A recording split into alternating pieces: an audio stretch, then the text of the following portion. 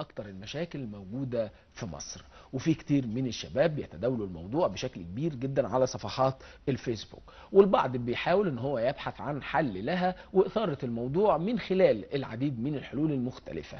معايا النهاردة احد الضيوف وهو ضيفي دائما في البرنامج اللي سعى بشكل كبير ان يكون في حل للازمة ديت، وحصل العديد من الجدال حول أزمة الإنترنت وثورة الإنترنت وسرعة الإنترنت. شرف النهارده في الاستوديو رامي إسحاق، خبير واستشاري نظم معلومات. أهلا وسهلا بك يا رامي. اهلا بيك يا استاذ. إيه الأخبار؟ الحمد لله كله تمام؟ الحمد لله. طيب هنروح مع بعض كده نشوف. عايز أعرف يعني إحنا بنمر بأزمة مع عالم الإنترنت أو صحيح. مع سرعة الإنترنت ومع صحيح. ثورة الإنترنت، وفي حالة من المحادثات بتتم دلوقتي لحل الأزمة دي مع جهاز الاتصالات. صحيح. او وزاره الاتصالات. عايز اعرف ايه وصلتوا لايه وايه النتيجه النهائيه. احنا في البدايه يا استاذ محمد ابتدينا ان احنا يعني بدايه ثوره الانترنت ابتدينا ان احنا نعترض بشكل منفرد طبعا، وابتدت من شباب على الهواء بالظبط. من خلال احدى حلقات احدى حلقات برنامج شباب على بس الهواء. كان في قبلنا كان في من احد زمايلنا عمر وحيد اوريدي كان ليه تشانلز على اليوتيوب، كان بيحاول ان هو يشرح المشكله، ثم بعد كده ابتدينا نتضامن مع بعض كلنا ان احنا نتحد على هدف واحد، لان كل واحد كان متضرر بس بشكل منفرد، فمش حاسس ان في حد بيعترض زيه او مش لاقي حد بيعترض زيه، يمكن كان بيحس ان هو مظلوم لوحده وفي ناس ثانيه بتاخد حقها. تمام. او فيما ذلك. فلما اتحدنا كلنا على بعض يعني مع بعض من خلال الفيسبوك، ابتدينا ان احنا نعمل كونكلوجن كبير قوي، وان احنا يبقى لينا صوت قوي جدا جبار نقدر نواجه بيه الشركات. بس بالعكس بقى شركات الانترنت ابتدت ان هي تتجاهل الامر بشكل يعني عارف ممكن تحس ان هي حاله مؤقته او الكلام ده كله. فصار يعني بالمبادره مشكورا الجهاز القومي لتنظيم الاتصالات ان هو دعانا في اجتماع كويس مع كل ممثلين الجهاز برئاسه المهندس شامل العلايلي. تمام. وابتدى ان هو يعني يترك لنا المجال ان احنا نبتدي نشرح ايه هي المشاكل بتاعتنا، وايه هي المشاكل اللي بتسببها الشركات او المؤسسات، وايه هي طلبات الشباب او المواطن المصري كويس. بالنسبه لخدمه الانترنت. كويس. ايه هي بقى اهم الطلبات اللي انتوا طلبتوها خلال الاجتماع؟ بص يا فندم، هي في حاجات اساسيه وفي حاجات فرعيه. الحاجات الاساسيه هي دي اكتر حاجه كنا بنركز عليها، بس للاسف ما نجحتش في الاجتماع الاولاني ده. ما نجحتش. اللي هي كانت ايه؟ اللي هي كانت اسعار الانترنت، تعريف الانترنت في مصر. كويس. وجوده الخدمه وخدمه العملاء.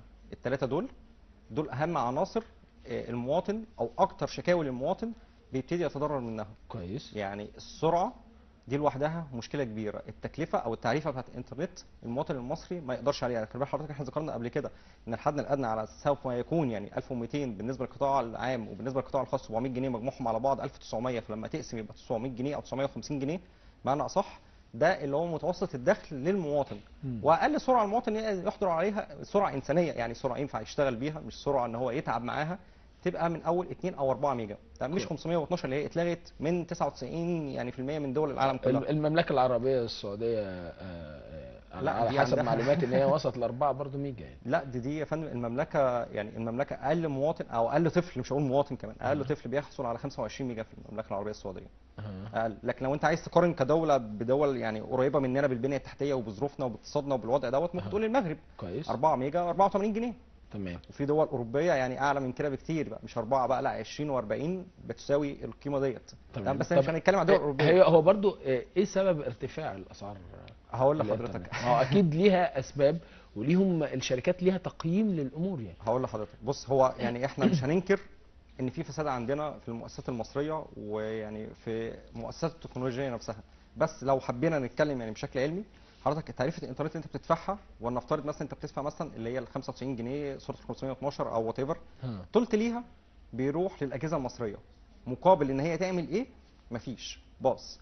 والتلت الثاني بيروح مصاريف وتكليف الشركه من دعايه واعلان لموظفين لاجهزه لباندويث لخطوط كونكلوجن كتير. كويس. والتلت الاخير اللي هو المفروض بيبقى مجمل الارباح. تمام. كويس. الجهاز القومي لتنظيم الاتصالات والشركات بيتفقوا على نظام معين بالظبط وتسعيره معينه المفروض ان هي تتناسب مع المواطن. الاسعار دي ما اتغيرتش من سنه 2009، مع ان حضرتك المعلومه دي مؤكده، المؤسسه الوحيده اللي قبل الثوره اللي تضاعف الارباح بتاعتها وتضاعف المشتركين بتاعتها وتضاعف التضخم الخاص بيها مؤسسات وشركات الانترنت الموجوده في مصر. كويس.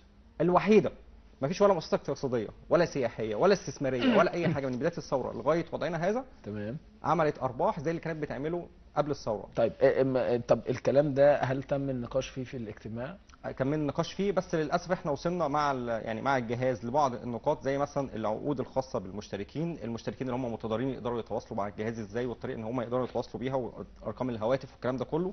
والنقط الثانيه الخاصه بالموضوع ده كان لازم الشركات ان هي تبقى موجوده حاضره، فاحنا ما كناش عارفين ان احنا الاجتماع الاولاني ده مش هيبقى متغيب فيه الشركات. في اجتماع بعد كده حصل تاني، كان بقى بحضور بقى كل الشركات الموبايل ممثلين عن الانترنت الشركات؟ بالظبط اوكي. والاي دي اس ال تمام. وبقيه الممثلين الاخرين. كان موجود وعرضنا عليهم طبعا، يعني كان الاجتماع كان في عجاله، عرضنا عليهم كل النقاط، وعرضنا عليهم المشاكل الفرديه والجماعيه اللي بالنسبه بتحصل للمشتركين وبالنسبه للاعضاء. والسيد هشام العلايلي برضه اعترض على الشركات ان هي كانت المفروض ان هي تستقبلنا اكتر ما هو يستقبلنا، لان احنا العملاء بتاعتها، فاحنا يعني احنا الاقرب، فكان المفروض تسمع لنا احسن من الجهاز ان هو يبتدي يستدعينا ويبتدي ان هو يحل المشكله في كونكلوجن كبير. وعرضنا عليهم قائمه اسعار من الممكن ان هم يدوها لنا كويس. للمواطن النهارده. يعني يمكن الفيسبوك والانترنت كله يعني عنده حاله من السخريه لازمه جداً. جداً. الانترنت، لكن انتوا عملتوا ايه؟ يعني انتوا ايه الاسعار اللي انتوا عرضتوها عليهم ورد فعلهم؟ هقول لحضرتك، احنا ابتدينا نتكلم اصل الاسعار. الشباب متضايقين قوي بسبب جداً. الانترنت جداً. وسرعته يعني. جدا، هم الشباب اغلبيتهم عايزين يقارنوا نفسهم بالدول الاوروبيه. طبعا الدول الاوروبيه عندها مقاومات مش عندنا، ولكن هي في الطريق. كويس. تمام، ده على حسب كلام الجهاز القومي لتنظيم الاتصالات تمام. والوزاره ان هي في الطريق. تمام. فلغايه ما الطريق ده يتحقق في خلال مثلا كام شهر، في خلال سنه، تمام، في اسعار ممكن ناخدها، نقدر ناخد مكتسبات لثوره الانترنت مؤقتا. فاهمني؟ بعد كده الطريق لما يتمهد يبتدي الاسعار بعد كده تبقى تقارن زي دول العالم. اللي هي ايه؟ اللي هي ايه؟ الغاء اول حاجه ال 512، دي سرعه غير ادميه. رقم 2، طب خلاص يعني خليني بس اخدها واحده، هتبقى 512 هتبقى ايه؟ 1 هتبقى ميجا؟ 1 ميجا، الستارت 1 ميجا. 1 ميجا. اوكي. وهيبقى السعر الستاندرد ليها اللي ممكن الشركات تبتدي ان هي يبقى فيه هامش ربح بالنسبه لها 45 جنيه. تمام، ودي بالنسبه للمواطن الى حد ما سعر الى حد ما مقبول، مش هو اللي بيتمناه لكن هو مقبول. ال 2 ميجا 95 جنيه، ال 4 ميجا 140 جنيه، 8 ميجا 220 جنيه.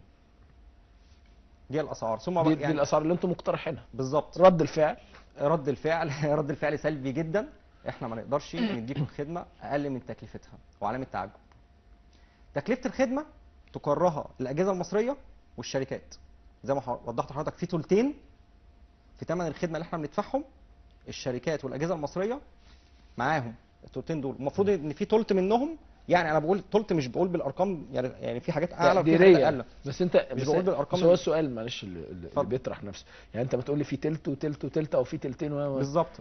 انت معاك ما يثبت الكلام ده؟ يا فندم، معانا يا فندم ما يثبت ذلك. بس عشان معانا يا فندم ما يثبت ذلك بالارقام ويعني بالقرش كمان. كويس. هو ليه بقى؟ لان الكلام كتير. يا فندم. لا اللي عايز يتكلم يقول اي حاجه بيتكلم، بس انا بسالك انت معاك ما يثبت؟ بص يا فندم، اقول لحضرتك على حاجه. بس انا معايا يا فندم. معايا يا فندم، والشركات تعلم ذلك، والجهاز القومي لتنظيم الاتصالات يعلم ذلك، ويعلم ان اغلبيه الموظفين ورق رسمي معاك. يا فندم، او معاكم انتوا كمجموعه، ويعلموا ان اغلبيه الموظفين الخاصين بالشركات الانترنت هم مواطنين مصريين عندهم نبل اخلاق، وبيمدونا بكل المعلومات وكل الحاجات اللي بتضر العميل الخاصه بشركاتهم اللي احنا اوريدي بنعاني منها. تمام. او بيمدونا بمعنى اصح بالهيكله العلميه اللي ممكن بتحصل، لان في مشاكل كتيره بتحصل جدا. الشركات مثلا على سبيل المثال ان في حاجه اسمها يعني الويت ريتشو مثلا بتاع السنترال، بيبقى المفروض الحد المساح ليه للدسلام 10000 عميل، تمام، يقدروا ياخدوا الخدمه بشكل كامل. لكن الشركه عشان ما تكلفش نفسها تكلفه عاليه جدا وتحافظ على مستوى ارباح اكتر، بتحط 100000 عميل عليه، فطبعا الخدمه ما بتوصلكش حضرتك بشكل كامل. وبتوصل لك امتى بشكل الى حد ما كويس؟ لما اغلبيه العملاء ما يبقوش بيستخدموا خدمه الانترنت، لان دي شيرنج. وفي اوقات انت بتلاقي مثلا الصبح بدري جدا الساعه 5 صباحا كده ولا بتاع، تيجي تلاقي النت شغال كويس عشان مفيش حد كتير شغال معاك. يعني لكن تيجي حضرتك فتره الظهريه او الفتره الصباحيه لغايه الفتره المسائيه، في ضغط عالي، تلاقي عند حضرتك الخدمه سيئه جدا. تتصل بخدمه العملاء، خدمه عملاء سيئه جدا، تديك يعني حاجات او حلول وقتيه غير منفذه. يعني يقول لحضرتك مثلا في اسبوعين الخدمه هتتصلح، عندنا ضغط، عندنا في مشكله، ما بيحصلش. تعويض ما بتحصلش حضرتك على تعويض. تكنيكال سبورت الاعذار بتاعته، يعني مش عايز اقول لحضرتك، يعني انت عارف طبعا يعني الجمله المشهوره قوي، اقفل الراوتر وافتحه، الكلام ده كله واتصل بينا بعد ساعتين، طب بعد 3، وتقعد على الويتنج ليست 3 4 ساعات، فانت اوريدي اتكلفت 8 مكالمات اكتر من ثمن الخدمه اللي انت بتحصل عليها يوميا. تمام. فكل دوت في ظل ان انت بتاخد خدمه سيئه جدا، خدمه عملاء بشعه جدا، سعر بمقارنه الدول كلها يعني مش عايز اقول لحضرتك ايه. طب انا هسال حضرتك سؤال واخد حضرتك مكان المذيع لمده ثانيه واحده. اما انا ما بحبش كده. معلش. 001 او بلس 1 ملك لدوله مين؟ امريكا. ها رقم واحد في العالم. ها صح؟ اكيد. 002 او بلس 2 ملك مين؟ مصر. ها احنا بقى قارنا بامريكا. لا بس انا هقول على احنا مش هينفع نقارن نفسنا بالولايات المتحده الامريكيه. طب انا اقول لحضرتك على حاجه. مش هينفع نقارن. أقول لحضرتك انا على هقول لك بس طيب. هقول. انت قلت جمله محترمه جدا وانا دي اللي هقف معاها. لما احب اقارن بظروف ازاي. تمام. يعني لما نيجي نقول المغرب قريبه مني فانا اقارن نفسي. تمام. الولايات المتحده الامريكيه على فكره المغرب ما ينفعش اصلا تقارن بينا. انا بقول لك ولا اتحاد لا الدول انا العربية. باخد ايوه انا تمام. باخد جملتك. هقول لحضرتك ليه. يعني لا دوله مش دوله قصدي. سابقانا بعدد من السنوات فمش هقول لحضرتك بس ليه. خليني بس اطرح انا سؤال تاني. طب معلش. اقول لحضرتك ليه وبعد كده اطرح السؤال طيب بعد قول اذنك. قول يا رب. لان مصر تاني اكبر دوله في العالم، ليها الاقليم بتاعها البحري بيمر فيه كل كابلات العالم كلها. يا بناخد قيمه عاليه جدا على ايجار الكابلات وتداول البيانات اللي في الكابلات دي، يا اما بناخد حصه كبيره جدا من الكابلات دي للشعب المصري او حريه التصرف في الاداره المصريه في معلومه ما اعرفش صح ولا غلط، صححها لي لو هي اتفضل. غلط، بتقول ان الكابلات اللي داخله كابلات ضعيفه. اللي هي الكبر اللي هي النحاسيه، اللي هي المفروض تبقى النحاسية. فايبر من 15 سنه. إن علشان هي مش فايبر، هي دي اللي عامله الازمه. وان في بعض الدول زي دول الخليج واخدين مننا احنا صحيح. الفرع، لكن الكابلات عندهم فايبر، فعشان كده صحيح الموضوع عندهم خدمه مختلف. قويه جدا. هل لو حصل تغيير الكابلات دي الامور هتختلف ولا لا؟ وهل التكلفه هتبقى باهظه ولا لا؟ هي التكلفه في كلتا الاحوال هتبقى عاليه. انت عارف المؤسسات المصريه يعني ايه، ممكن لو في بروجكت بيشتغل فيه 10 افراد بيشغلوا فيه 1500 فرد. كويس. فاهمني؟ غير طبعا انت عارف الاجهزه المصريه يعني المؤسسات المصريه طريقه عملها في البنيه التحتيه بتبقى عامل ازاي، يعني معروفه من قديم الزمن. بس وهل نفترض ان انا كنت بقول لحضرتك الخطه المستقبليه الجايه اللي هي هتبقى الفايبر اوبتيكال، والجهاز القومي لتنظيم الاتصالات مشكورا قال ان هو في خلال 18 شهر هيمد كابلات فايبر اوبتيكال ل 4 مليون مواطن فقط في حاله ابتدائيه، وهيبتدي ان هو يطور في الموضوع بشكل كبير جدا. احنا عندنا طبعا حلول كتيره جدا اسرع من كده من بكره الصبح ممكن تتعمل. كمثال رخصه للواي ماكس، تكنولوجيا واي ماكس، انترنت ساتلايت، ولا بنيه تحتيه ولا تكاليف ولا مصاريف. عندنا بعض الشركات المحترمه متعاونه معانا بتدينا بكل المعلومات، في نيجوشيشن معاها بنمدها بكل طلبات الاعضاء، عندها استعداد ان هي تحط ديبلويت واي ماكس من بكره الصبح، تعمل كفر للقاهره واسكندريه وتبتدي تنتشر لكل محافظات مصر. والواي ماكس يعني ليه مميزات كويسه جدا. انا قاعد حضرتك في مسبيرو بفتح الاكونت بتاعي بستخدم انترنت، بنزل الشارع بفتح الاكونت بتاعي وبستخدم انترنت، طول ما انا ماشي بالعربيه شغال بالاكونت بتاعي بستخدم انترنت، وانا في البيت بفتح الاكونت بتاعي وبشتغل بالانترنت. فليه مميزات كتيره جدا في اي حته انا بتجول فيها. هل ممكن يتم استخدامه لفتره مؤقته لحين تغيير الكابلات؟ يعني ممكن الاثنين مع بعض. ممكن الاثنين، لان الفايبر او الكابلات عامه بشكل واضح بشكل علمي كمان، الكابلات بيبقى ليها ستيبل للخدمه بشكل اقوى، مش بشكل كبير بس بشكل اقوى من الانترنت اللي هو بيبقى يعني الوايرلس. يعني حضرتك مثلا وانت بتجرب مثلا في البيت لو انت مركب لان بتلاقي خدمه الانترنت ممكن لحد مثلا لو هي كويسه اصلا هي ثابته، لكن لو انت بتستخدم وايرلس مثلا وبتتجول في البيت ممكن تحس ان هي ايه يعني قلت شويه يعني الواي فاي احيانا بس في اجزاء معينه بتبقى قليله. يعني مثلا لو جيت حضرتك مثلا تعمل داونلود او تلاقي الرينج مثلا بتاع الاتصال بيك ما بينك وبين الراوتر مثلا بعيد شويه، فاهم؟ فممكن يبقى في عمليه ديلي يعني بسيطه. بس طبعا اللي انا بقول لحضرتك عليها الواي ماكس، اي مواطن مصري ساعتها يقدر ياخد سرعه 100 ميجا باقل من 400 جنيه. جميل. بس خليني ارجع لاقتراحكم اللي هو 1 ميجا ب 45 جنيه. خليني هرجع ليه. تمام. لو قلنا ان ال 1 ميجا ان هو خلاص بقى 1 ميجا مش 512 كيلو. تمام. ال 1 ميجا ب 95 جنيه مثلا. كويس؟ لا 45. لا هو يعني خلينا نقول ان هم مفيش عندنا 512، خلينا نتخيل. تمام. وعندنا شفت الاسعار عندنا ال 1 ميجا هتحط ده مكان ده يبقى ب 95 جنيه صح؟ تمام. طيب لما تقول لي هو ثمنه 95 جنيه وانت عايزه ب 45 جنيه، يعني الشركه هنا هتخسر 50 جنيه. طب ما ال 50 جنيه ديت كتير من وجهه نظر الشركه. ما انا وضحت لحضرتك. ما انت قلت لي في ان في تلتين، في تلتين وفي تلت ارباح. انا عارف بس هي في نفس الوقت هي اكيد هتخسر كتير حتى لو كان في تلتين او تلت، او ده اللي انا سالتك انت معاك ما يثبت الكلام ده. بس انت مش شايف ان ده هيبقى خساره؟ يعني ليه مثلا ما يحصلش حاله من قرب المسافه اكتر شويه؟ عايزني اعوض لك عايزني اعوض لك المكسب. اعوض لك المكسب. بص حضرتك، واحنا في الاجتماع انا سالت سؤال واحد كان رد على كل حاجه. قلت لهم يا جماعه، كلمت الشركات، لو انتوا عندكم دلوقتي 10 15 20 30 مليون مشترك في شركاتكم، هل هتقدروا تقدموا الاسعار اللي انا قلتها لحضرتك ديت؟ قال لك طبعا. ليه بقى؟ لان كانت مشكلتهم مشكله الوصلات الغير شرعيه. طبعا احنا عارفين ان هي وصلات غير شرعيه، لكن للاسف هي حاجه مرغم عليها المواطن، لان هو مش قادر يدفع يا عيني، كويس. ولا حتى رب الاسره. كويس. حضرتك تقدر لو في مثلا يعني حد غلبان او مسكين بيبيع في الشارع مناديل، تقدر تاخده تحبسه من بكره مع انه بيمارس عمل مش قانوني. تمام. تمام، تقدر تحبسه؟ لا طبعا. طيب انت عايز تاخد بتاع الوصلات، يعني اللي عامل وصله مثلا هو واحد صديقه في 512 عشان كل واحد فيهم يدفع 45 جنيه وبياخد انترنت مش ادمي، عايز تعاقبه على ايه لما انت حاطط له اصلا تكلفه عاليه وخدمه سيئه جدا؟ تمام. فلما قلت لهم الوصلات كلها لو انتهت وعندكم عدد العملاء ده هتدونا بالاسعار دي، قال لك اوكي. معنى كده يا فندم ان الاسعار اللي انا بقولها لحضرتك دي داخلها تكلفه الخدمه كامله زائد هامش الربح. تمام. واذا كانت تكلفه ده من اثناء حوارك معاهم فتحليلك للموضوع. بعدين انا عايز اسال حضرتك سؤال، هي تكلفه الخدمه عندنا احنا كمصر غير تكلفه الخدمه مثلا في المغرب؟ يعني مثلا في المغرب دول بياخدوا الكابلات ببلاش وبياخدوا عليها فلوس واحنا بندفع عليها فلوس مثلا.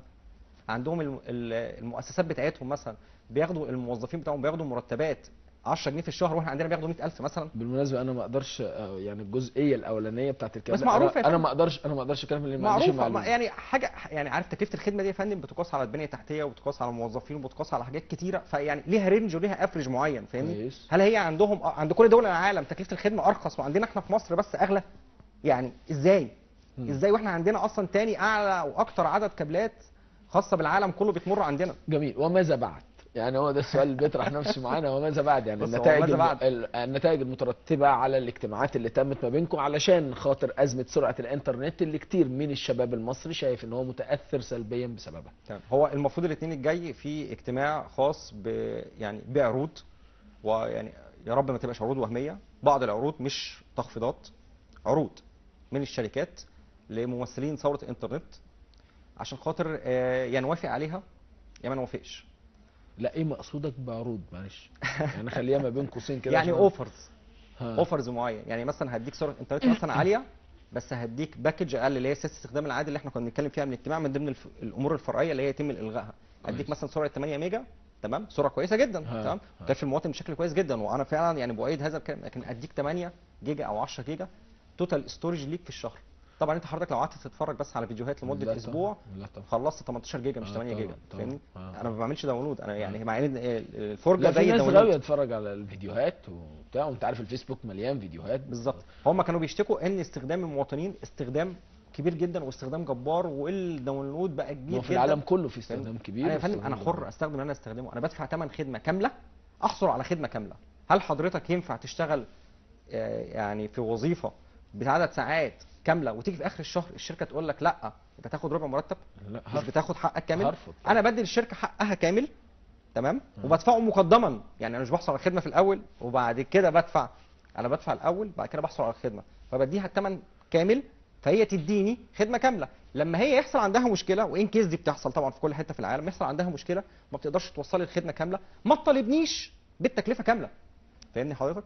يعني عشان خاطر يبقى في سياسه للتعويض وتبقى في سياسه عادله. لكن انت تاخد مني خدمه كامله وتديني خدمه مش كامله لفترات كتيره من السنوات ومش عايزني اعترض، مش هعرف ساعتها اقول لك ايه. ساعتها انت غضب الشباب وغضب المواطن المصري انت مش هتقدر تستحمله، لان يعني انا بقول لحضرتك زي ما قلت لحضرتك قبل كده، الانترنت زي الماء والهواء، احنا اعتمدنا في شغلنا في الابحاث بتاعتنا في دراستنا في مجال ترفيهنا اللي هم مش معترفين بيه. يعني انا كمواطن مصري قدامي حاجتين، اعمل ترفيه في الشارع مثلا، يعني انزل اقعد مع اصدقاء سوق، ولا اقعد في البيت مثلا اتفرج على اي حاجه علميه ثقافيه ترفيهيه.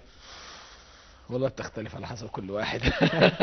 في نهايه اللقاء رسالتك تحب تقولها ايه؟ انا احب اشكر كل اصدقائي، عمر هاردمود، اسلام، شريف، مؤمن، احمد عبد النبي، كل الناس اللي معانا في ثوره الانترنت اللي فعلا بتاع 24 ساعه بتحاول تجاهد عشان توجد حلول. وبشكر بعض الشركات من غير ذكر اسماء هم عارفين نفسهم اللي بتتعاون معانا بشكل كويس جدا وبتحاول تمدنا معلومات كويسه جدا. واتمنى من سياده رئيس الوزراء بقى عشان خاطر يعني مهندس ابراهيم محلب بالظبط، عشان خاطر ما فيش رئيس الدوله حاليا لما يبقى موجود، ان هو يتابع الموضوع بشكل شخصي، لان الشركات والاجهزه الدوليه مصره ان هي يعني ما تديش المواطن حقه.